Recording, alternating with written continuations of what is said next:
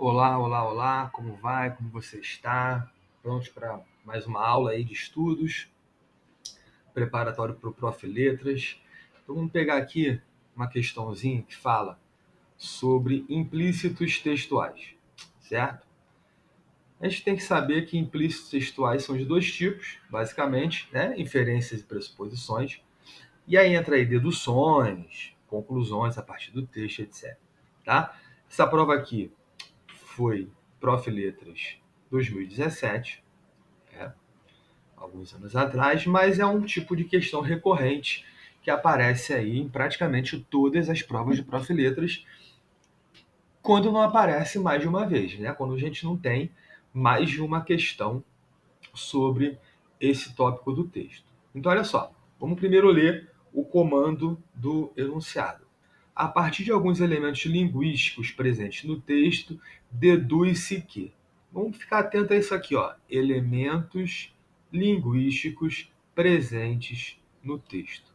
Quando nós temos a indicação de que o elemento linguístico está presente no texto, nós estamos falando de pressuposição.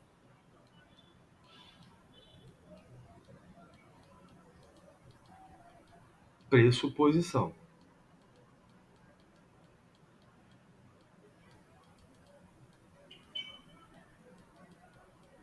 O que é o pressuposto, gente? Pressuposto são aquelas informações, perdão, que a gente consegue extrair do texto, certo? Aquelas informações implícitas, mas que são possíveis de serem pressupostas por causa de dicas linguísticas, né? Então, se eu tenho assim, ó, por exemplo, não, não como açúcar.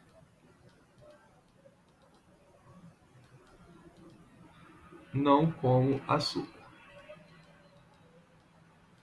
E tem não como mais açúcar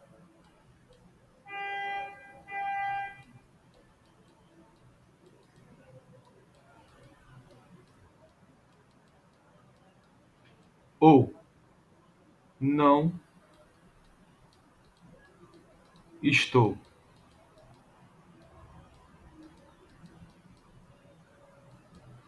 comendo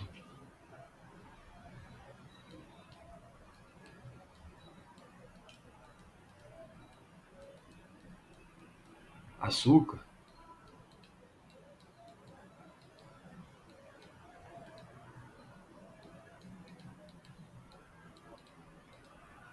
Nós temos aqui possibilidade de interpretação de várias interpretações, tá? Então, se por exemplo, em não como açúcar, a gente não tem como pressupor nada. Temos como inferir algumas informações, como por exemplo, o enunciador diabético. O enunciador está tentando perder peso. O enunciador não gosta de coisas doces. São inferências que nós podemos fazer a partir da frase não como açúcar. Já em não como mais açúcar,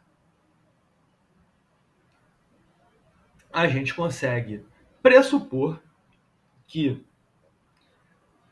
as inferências podem ser as mesmas, né? Se tornou diabético, está tentando perder peso, não gosta de coisas doces, né? Deixou de gostar de coisas doces. Porém, a gente pode pressupor que a não ingestão de açúcar é um fato novo. E pressupomos que antes o enunciador comia açúcar. A mesma coisa como não estou comendo açúcar. Certo? Esse não estou comendo açúcar indica que o enunciador comia e nesse momento não está comendo. E aí uma diferença de um para o outro é que em não como mais açúcar, a gente pode pressupor que é uma decisão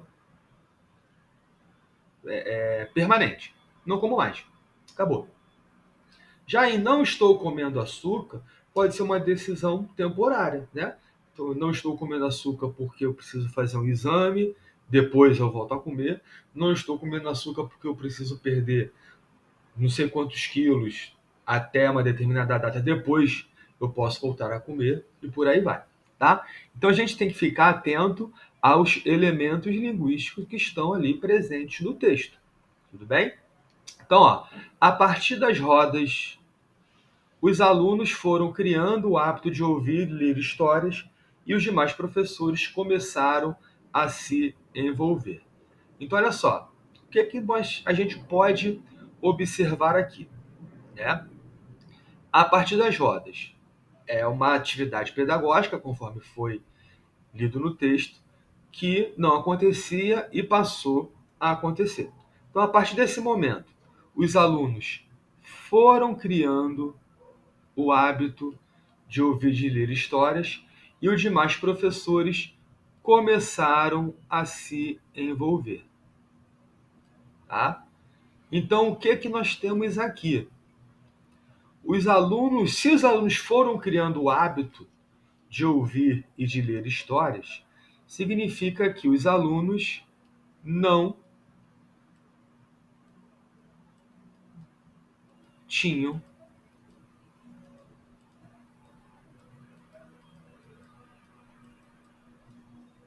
esse hábito. E se os professores começaram a se envolver, significa que os professores antes não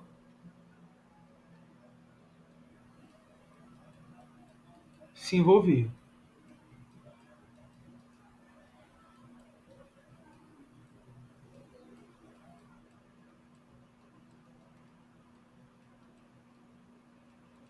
Certo? Ou seja, a partir de uma determinada atividade, que foram as rodas, mudaram-se alguns hábitos.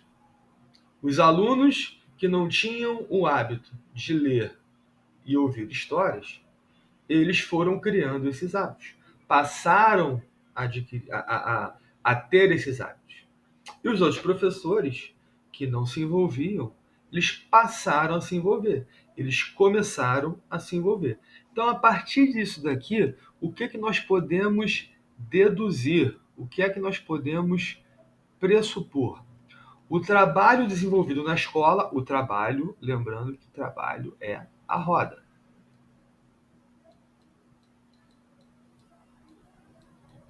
O trabalho desenvolvido na escola consolidou uma relação com a leitura de narrativas já existente entre docentes e discentes. Então, consolidou e já existente vai de encontro ao que nós conseguimos pressupor ali com relação ao trecho, né? Então, a letra A não é a nossa alternativa. A gente já descarta aqui a letra A. Houve uma modificação de atitude dos alunos frente à leitura. Houve. Então, ok. Houve uma modificação de atitude dos alunos frente à leitura. Ok. E os professores permaneceram envolvidos. Permaneceram? Você só permanece fazendo alguma coisa se antes você já fazia essa coisa. Se a gente viu aqui que os professores começaram a se envolver e chegamos à conclusão de que isso significa que antes não se envolviam, esses professores permaneceram, não é uma verdade. Então a letra B também está fora. Houve uma mudança de atitude tanto dos alunos quanto dos professores no que concerne a relação com a leitura. Olha o que nós vimos antes, gente. Vamos relembrar aqui. Os alunos foram criando o hábito que eles não tinham. Então houve uma mudança de atitude. Os professores começaram a se envolver com o que não se envolviam. Houve uma mudança de atitude. Então houve uma mudança de atitude tanto dos professores quanto dos alunos, certo? Tanto dos alunos quanto dos professores. Então nosso gabarito aqui, letra C.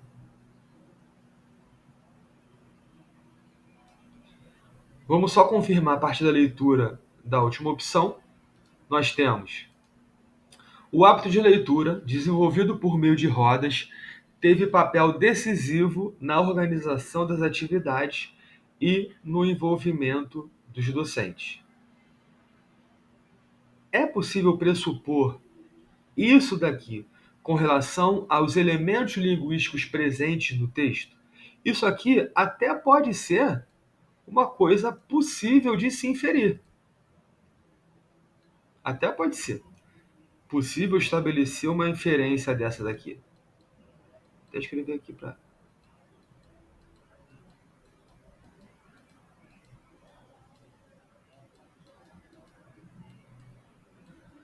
Porém, a gente infere isso não a partir dos elementos linguísticos. A gente infere a partir de uma conclusão lógica.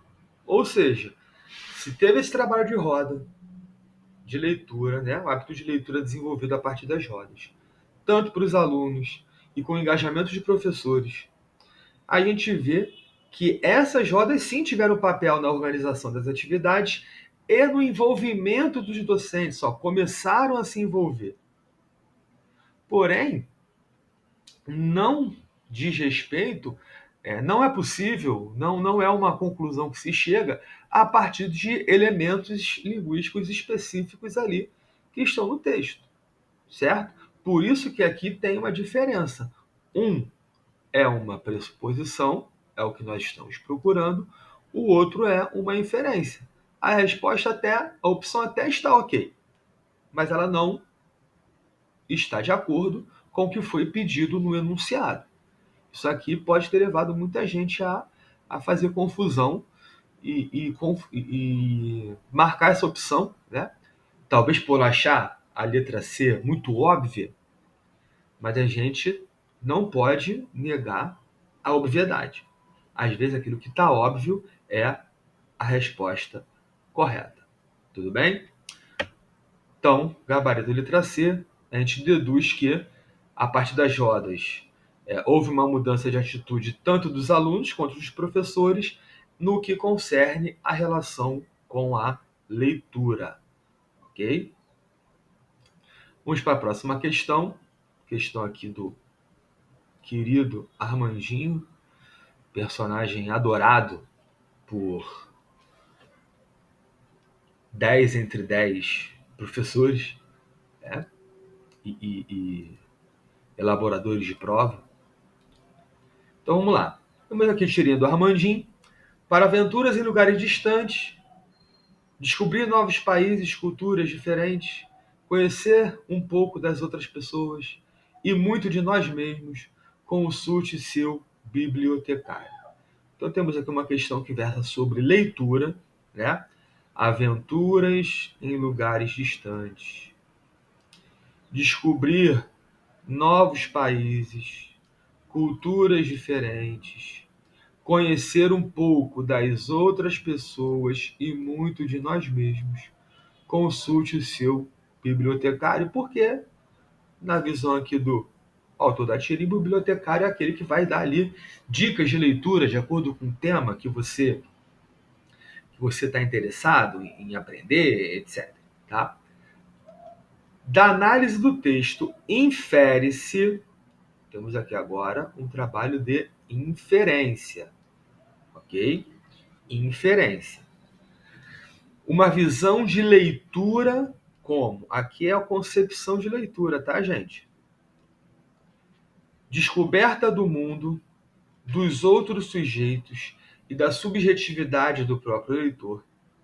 Crítica a uma visão de biblioteca como único espaço reconhecido para ler. entretenimento dissociado de uma relação com o sujeito e o estar no mundo, busca de informações para resolver questões pontuais sobre o mundo e sobre as pessoas. Então, olha só. Todas essas questões aqui, essas opções aqui, elas podem fazer sentido, tá? A gente realmente, algumas vezes, procura a leitura para resolver algumas questões pontuais, para descobrir alguma coisa. A gente muitas vezes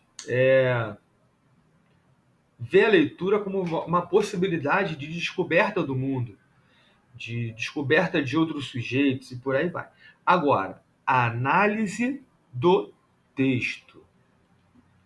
Nós precisamos estar aqui alinhados com a análise do texto, tá? Olha o que aqui o Armandinho diz, né? Você vai consultar seu bibliotecário, ou seja, você vai apelar para a leitura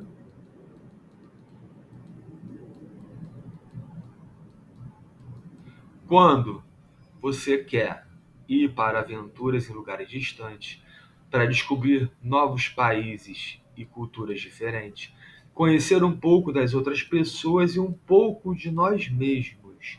Então, a leitura é vista aqui como uma possibilidade de descoberta do mundo. Olha aqui, ó, novos países, lugares distantes, de outros sujeitos, conhecer um pouco das outras pessoas e subjetividade do próprio leitor, muito de nós mesmos. Essa aqui é o nosso gabarito. Essa opção aqui é o nosso gabarito. Por quê? Não existe aqui uma crítica, uma visão da biblioteca como único espaço reconhecido para ler. Pelo contrário, aqui existe uma exaltação da importância da figura do bibliotecário e, consequentemente, das bibliotecas, né? Isso aqui fala, então, vamos assinalar aqui, da importância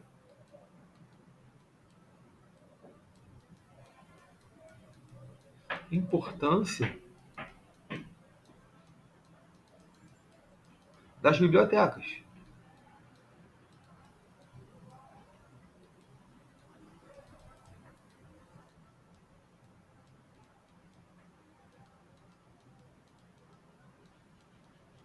Não uma crítica a esse espaço, né? Até porque em nenhum momento se fala que ele é o único espaço reconhecido para ler. Isso aqui não é possível inferir a partir da leitura do texto.